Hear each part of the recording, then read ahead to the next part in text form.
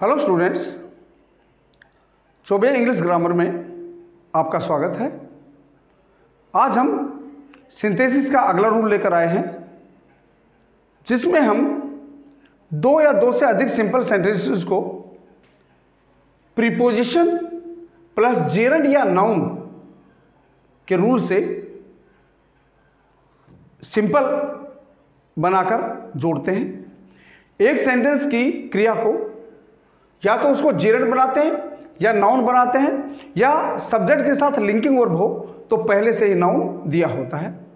इस तरह से हम इन सेंटेंसेस को जोड़कर दो या दो से अधिक सिंपल सेंटेंस को जोड़कर एक नया सिंपल सेंटेंस बनाते हैं। ये हमारा पांचवा रूल है। इससे पहले हम 4 रूल पढ़ चुके हैं, जिसमें पार्टिसिपल, नॉमिनेटिव एब्सोल्यूट, इन्फिनिटिव और नाउन और फ्रेज इन अपोजिशन है। अब ये पांचवा रूल हम पढ़ रहे हैं सिंपल बनाने के लिए। देखिए, हम किन प्रीपोजिशंस का प्रयोग करते हैं। इंपॉर्टेंट प्रीपोजिशंस जो मोस्टली यहाँ पर प्रयोग होती हैं, वो हम प्रीपोजिशंस आपको बताते हैं, और साथ में हम आपको ये भी बताएंगे कि किस प्रीपोजिशन से किस तरह के सेंटेंस को जोड़ते हैं। चलिए, पहला हम लेते हैं preposition on. On preposition on का मतलब होता पर। हमने अभी पार्टिसिपल्स पढ़े हैं। जब दोनों सेंटेंसेस का संबंध हो वो प्रेजेंट पार्टिसिपल का हो। प्रेजेंट पार्टिसिपल मीन्स जब पहले शुरू होने वाले कार्य के समाप्त होने से पहले ही या समाप्त होते ही दूसरा कार्य शुरू हो जाए, तो उन दोनों वाक्यों को हम प्रेजेंट पार्टिसिपल से जोड़ते हैं। ये मैंने आपको प्रेजेंट पार्टिसिपल जब पार्टिसिपल पढ़ाया था उसमें मैंने बताया है। ज़्यादा डिटेल के लिए पार्टिसिपल की आप जो वीडियो है वो देखिए। फिर भी मैं आपको बताता हूँ कि जब पहले कार्य के समाप्त होने से पहले ही या समाप्त होते ही दूसरा कार्य शुरू हो जाए, तो वहाँ पर हम किससे जोड़ते हैं? ऑन प्रीपोजिशन लगाकर उसकी क्रिया को जेरंड या नाउन बना देते हैं। जैसे I saw my friend, I ran to welcome him.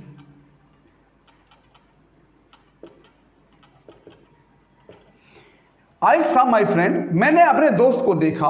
I ran to welcome him, मैं उसका स्वागत करने के लिए दौड़ा। देखिए, पहले कौन सा कार्य हुआ? आई सा माई फ्रेंड, फिर कार्य हुआ है आई रैन टू वेलकम हिम। ये जो दूसरा कार्य हुआ है, जब दूसरा कार्य कर रहा है, वेलकम करने के लिए जब दौड़ रहा है, तब भी वो अपने दोस्त को देख रहा है। यानी दोनों कार्य एक साथ चल रहे हैं। पहला कार्य अभी समाप्त नहीं हुआ है, जब दूसरा कार्य चल रहा है तो पहला कार्य समाप्त नहीं हुआ है। यही प्रेजेंट पार्टिसिपल का रूल है। इसको जब हम प्रेजेंट पार्टिसिपल से बनाएंगे तो क्या बनाएंगे? ये सब्जेक्ट जाकर इस सब्जेक्ट में मिल जाएगा। हमने आपको बताया था कि पहले होने वाले कार्य की क्रिया को नॉन फ्रेंड बनाते हैं। ये जो सा क्रिया है, इस सा क्रिया को हम नॉन फ्रेंड बना देंगे। क्या? Seeing my friend. Present participle क्या होता है? वर्ब की फर्स्ट फॉर्म के साथ ING. Seeing my friend I ran to welcome him. मैं यहां पर लिख भी देता हूं। देखिए, प्रेजेंट पार्टिसिपल से जब हम बनाएंगे इसको, तो क्या होगा इसका? Seeing my friend, comma I ran to welcome him. ये होगा प्रेजेंट पार्टिसिपल से। ये यहां पर क्या है? ये प्रेजेंट पार्टिसिपल की नॉन फ्रेंड क्रिया है। इसको हम प्रेजेंट पार्टिसिपल कहेंगे। अब यदि हम प्रीपोजिशन से बनाए तो केवल आपको यहां पर ऑन प्रीपोजिशन लगा दीजिए। On seeing my friend, comma I ran to welcome him. अब यहां पर देखिए क्या चेंज हुआ। यहां पर कौन सी चेंजिंग हुई? यहां पर चेंजिंग हुई, ये जो सीइंग क्या है, यहां पर क्या है? ये प्रेजेंट पार्टिसिपल है, पर यहां पर ये सीइंग आकर क्या बन गया? जेरंड बन गया। क्यों? क्योंकि ये प्रीपोजिशन है। प्रीपोजिशन के बाद हम किसका प्रयोग करते हैं? नाउन का प्रयोग करते हैं, और जीरण का प्रयोग भी नाउन के रूप में ही होता है। जीरण भी नाउन ही होता है। इसलिए देख, इतना अंतर हुआ कि यहां पर यह प्रेजेंट पार्टिसिपल है, ये जो नॉन फॉर्म क्रिया प्रेजेंट पार्टिसिपल से है, और यहां पर यह नॉन फॉर्म क्रिया बन गई, ये किससे बन गई, ये जीरण बन गई। दोनों एक ही क्रियाएं हैं, वर्ब की फोर्थ फॉर्म है, पर यहां पर वर्ब की फोर्थ फॉर्म किस रूप में आई है, प्रेजेंट पार्टिसिपल के रूप में, और यहां पर किस रूप में आई है, जीरण के रूप में। क्योंकि प्रीपोजिशन के बाद जब आईएनजी फॉर्म आएगी, वर्ब की फोर्थ फॉर्म आएगी, तो वो क्या होगी, जीरण के रूप में प्रयोग होगा।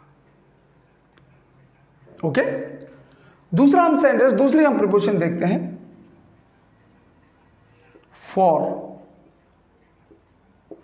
फॉर वैसे होता है, फॉर मीन्स के लिए, पर फॉर का प्रयोग हम कहां पर करते हैं, किसी वस्तु को खरीदते या बेचते समय उसकी कीमत से पहले।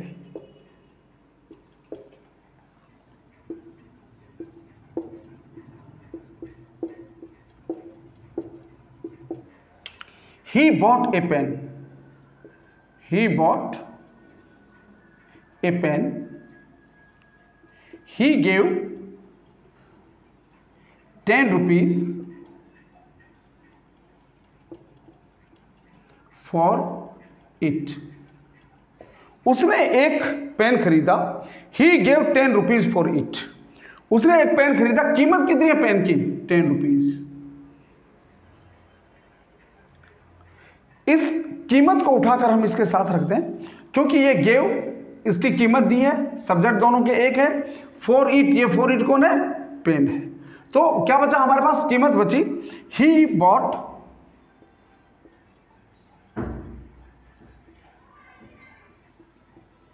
Bot a pen for 10 rupees.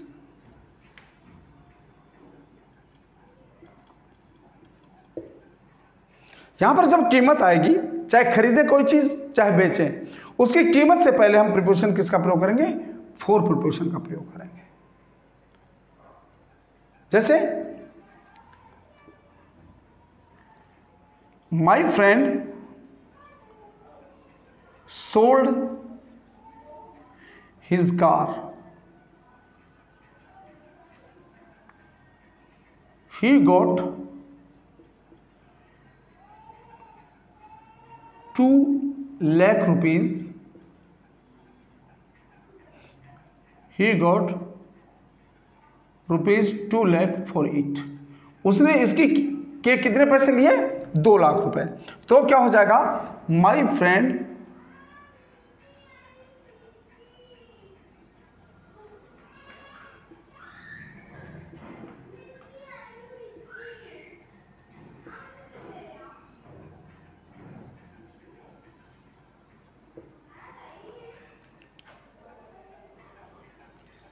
क्या हुआ, my friend sold his car for rupees 2 lakh. तो चाहे हम किसी चीज को खरीदें या बेचें, उसकी कीमत से पहले किसका प्रयोग करेंगे, हम फॉर प्रयोग का प्रयोग करेंगे। अगला देखिए, प्रीपोजिशन बाई। बाई का प्रयोग तो वैसे तो था से या के द्वारा, पर इसका प्रयोग हम दूसरी तरीके से करेंगे। किस बेस में करेंगे, जब एक वाक्य कार्य हो, एक वाक्य कार्य, दूसरा उसका परिणाम,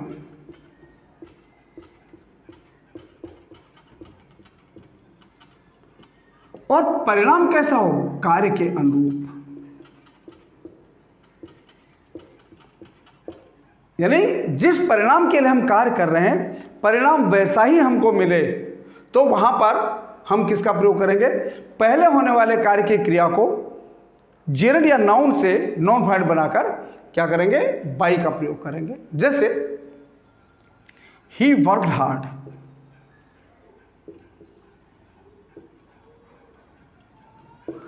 ही गॉट फर्स्ट डिवीजन।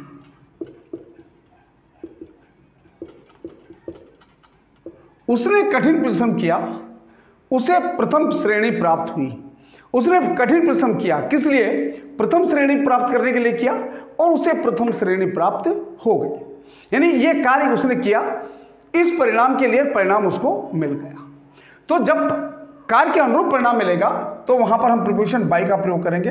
दोनों वाक्यों के सब्जेक्ट एक हैं, सब्जेक्ट जाकर इसमें मिल जाएगा। पहले ये कार्य हुआ, पहले होने वाले कार्य की क्रिया को हम नॉन फाइनल बनाते हैं, क्या हो जाएगा? बाई वर्किंग हार्ड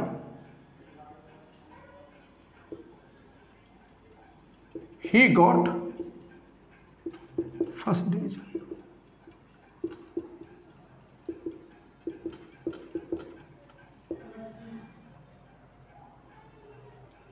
और यदि कार्य के विपरीत परिणाम निकले, जैसे इन स्पाइट ऑफ, प्रीपोजिशन देखिए, in spite of. In spite of means क्या होता है? के बावजूद,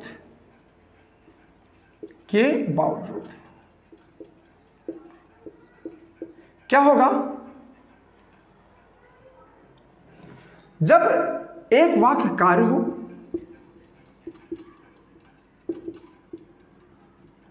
दूसरा उसका परिणाम,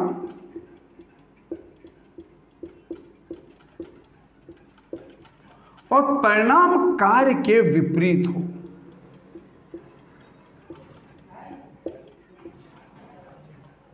एक वाक्य कार्य हो, जैसे he worked hard,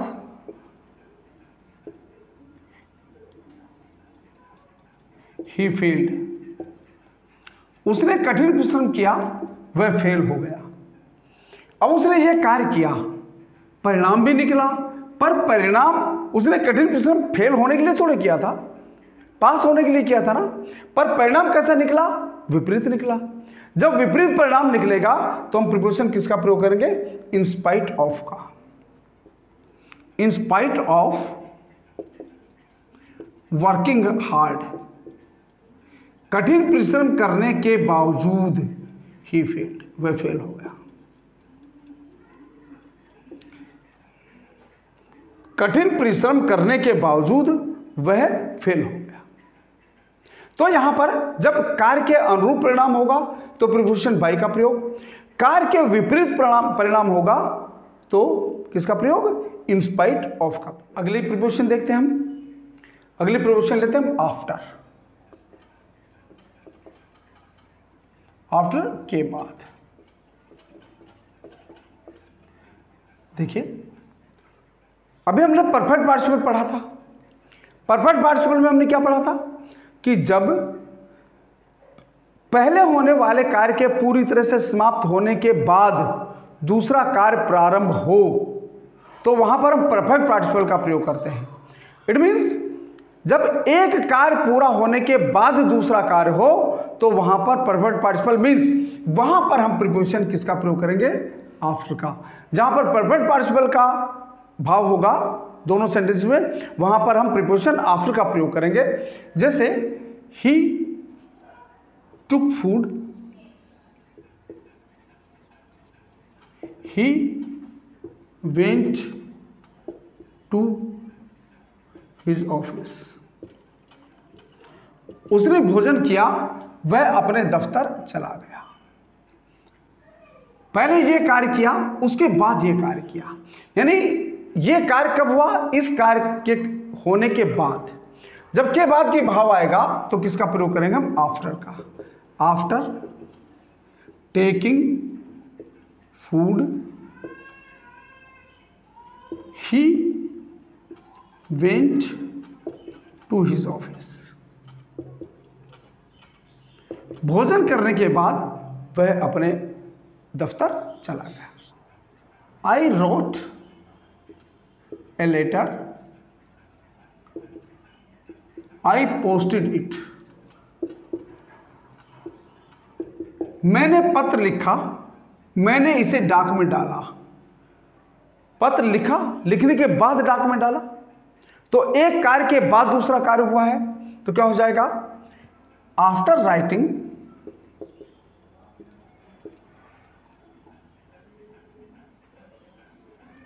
A letter, I posted it.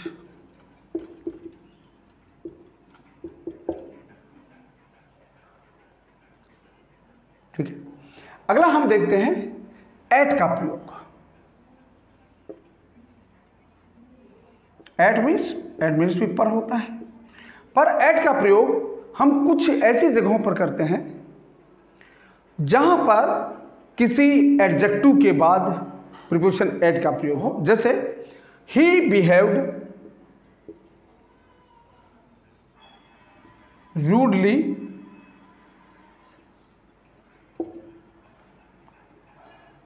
Full stop, I was displeased. उसने रूडली व्यवहार किया, मैं अप्रसन्न था। अब डिस्प्लीज के साथ हम एड प्रीपोजिशन लगाते हैं तो क्या हो जाएगा, आई वॉज डिस्प्लीज्ड एट। यहां पर डिस्प्लीज के साथ हम प्रीपोजिशन लगाएंगे एट। अब यहां पर क्या होगा, ही बिहेव्ड रूडली। अब इसको हम, इस वर्ब को हमें खत्म करना है। किस तरह से खत्म कर सकते हैं, जीरेंड या नाउन बनाकर। इसका हम नाउन बना सकते हैं बिहेव। जब ये नाउन बन जाएगा तो ये क्या बनेगा, एडजेक्टिव बनेगा, क्योंकि रूडली का संबंध किससे, वर्ब से है। वर्ब से संबंध है तो ये एडवर्ब है। पर जब हम इसको नाउन बनाएंगे तो ये क्या बन जाना चाहिए, एडजेक्टिव बन जाना चाहिए। और एडजेक्टिव बनेगा तो ये इससे पहले आ जाएगा, बिहेव से पहले आ जाएगा। ही कहां पर जाएगा, ही पॉजिटिव केस बन जाएगा। क्या, हिज रूड बिहेवियर।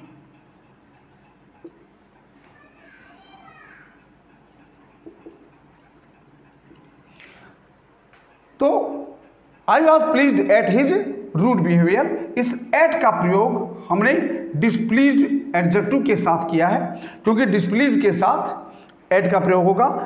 और यदि किसी व्यक्ति से डिस्प्लीज्ड हो या प्लीज्ड हो तो वहां पर विद का प्रयोग होगा। और यदि उस किसी के कार्य या व्यवहार से डिस्प्लीज्ड हो तो वहां पर एट का प्रयोग विद के साथ।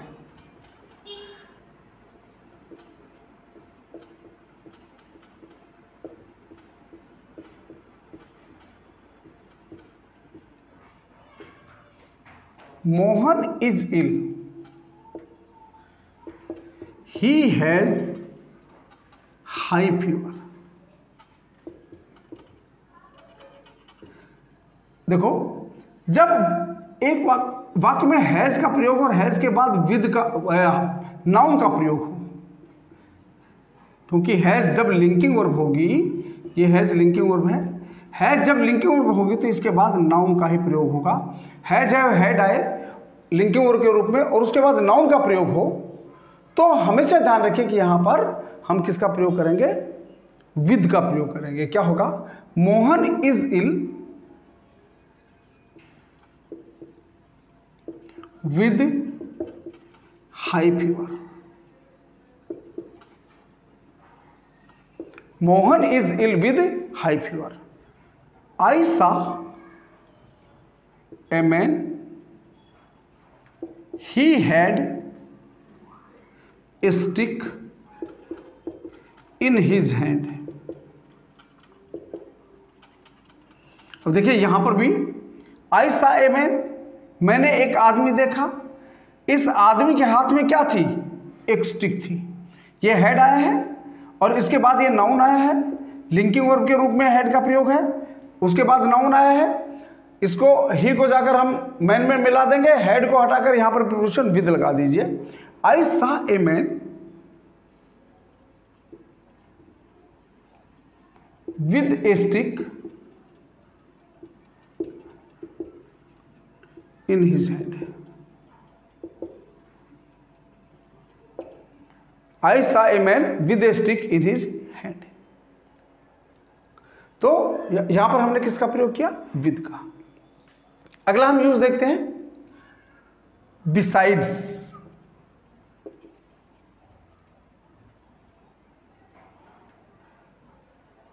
बिसाइड्स का प्रयोग हम कब करेंगे, जब एक कार्य के साथ साथ हम कोई दूसरा कार्य भी कर लें। जब हम एक कार्य करने जा रहे हो और उस कार्य के साथ साथ हम दूसरा कार्य भी कर लें तो क्या हो जाएगा, बिसाइड्स का प्रयोग हो जाएगा। जैसे Suresh bought a pen. He bought a pencil. Suresh ने एक पेन खरीदा, सुरेश ने एक पेंसिल खरीदी। दो कार्य हुए, दोनों ही कार्य उसने किए हैं। इसके साथ साथ उसने ये भी खरीदा, तो क्या हो जाएगा? Besides buying a pen comma Suresh, ये सुरेश कहां पर आएगा? अपने प्रोनाउन के स्थान पर आएगा। Suresh bot A pencil.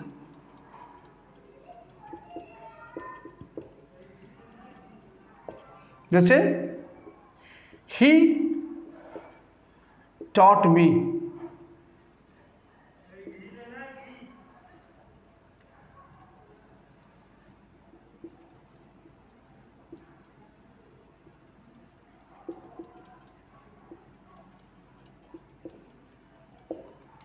he taught me, उसने मुझे पढ़ाया।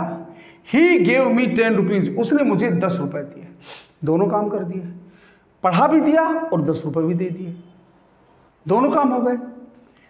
क्या हो जाएगा? Besides teaching me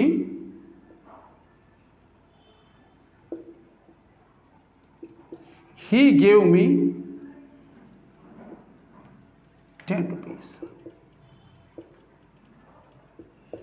besides teaching me he gave me 10। अगला प्रयोग instead of. Instead of means के बजाय।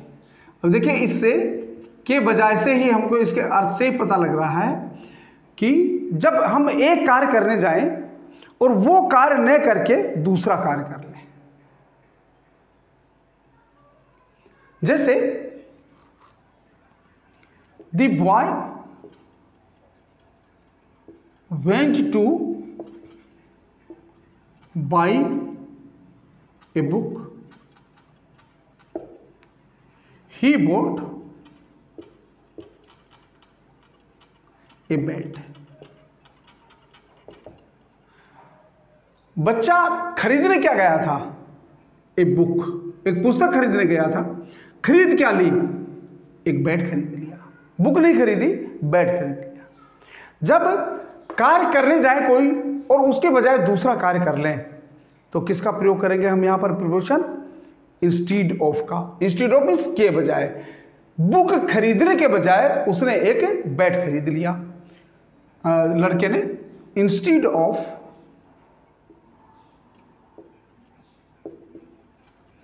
Buying a book comma the boy bot A bed.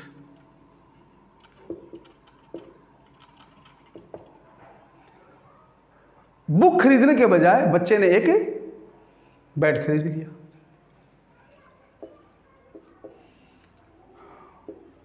My friend wanted two by wanted to take bread, he took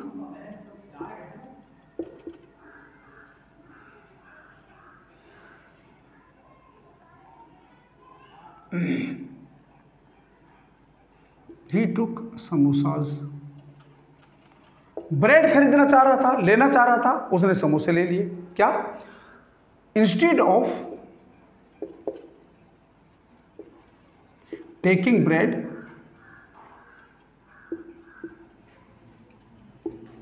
my friend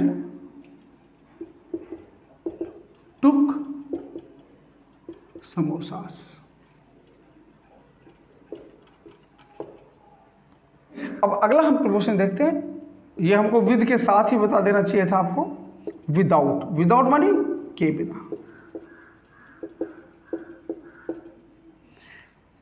मान लीजिए किसी कार्य के बिना कोई कार्य होने से रह जाता, क्योंकि ये नेगेटिव सेंस देगा। जैसे you helped me, you helped me, I have, you I had ड्रॉन्ड, या आई वुड हैव ड्रॉन्ड। मैं डूब गया होता, पानी में तैर रहा था, तैरना नहीं आता होगा। यू हेल्प्ड मी, आपने मेरी सहायता की। आई वुड हैव ड्राउंड, मैं डूब गया होता। कैसे डूब गया होता? Without your help. क्या? I would have drowned, I would have drowned without your help.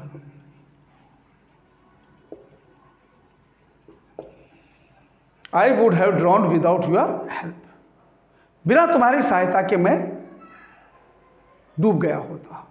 You helped me, I would have failed, तुमने मेरी सहायता की, मैं फेल हो गया होता। I would have failed without your help. तो विदाउट का प्रयोग हम क्या करेंगे, कहाँ करेंगे? के बिना। जब किसी के बगैर कोई कार्य न हो पाए, वहां पर हम किसका प्रयोग करेंगे? विदाउट का प्रयोग करेंगे। एक प्रयोग हम देखते हैं, आफ्टर। आफ्टर मीन्स के बाद। हमने बिफोर का प्रयोग किया, अब हम आफ्टर का प्रयोग देखते हैं।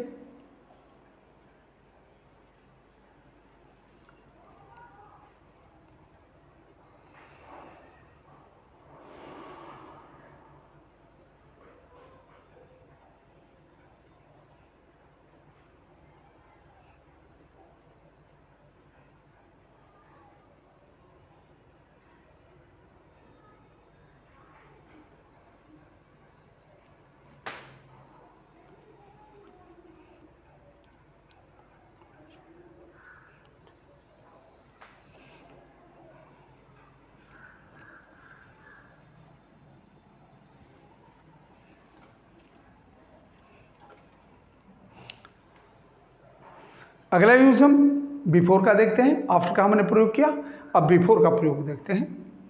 बिफोर, बिफोर मीन्स से पहले। द मून रोज,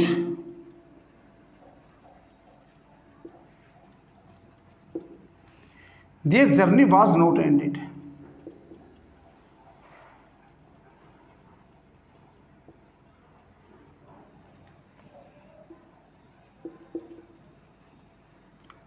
चांद उग गया, उनकी यात्रा समाप्त नहीं हुई थी। चांद कब उगा? उनकी यात्रा समाप्त होने से पहले। तो यहां पर एंडेड वर्ब है, इस एंडेड वर्ब को हम क्या कर देंगे? नाउन बना देंगे। क्या हो जाएगा? The moon rose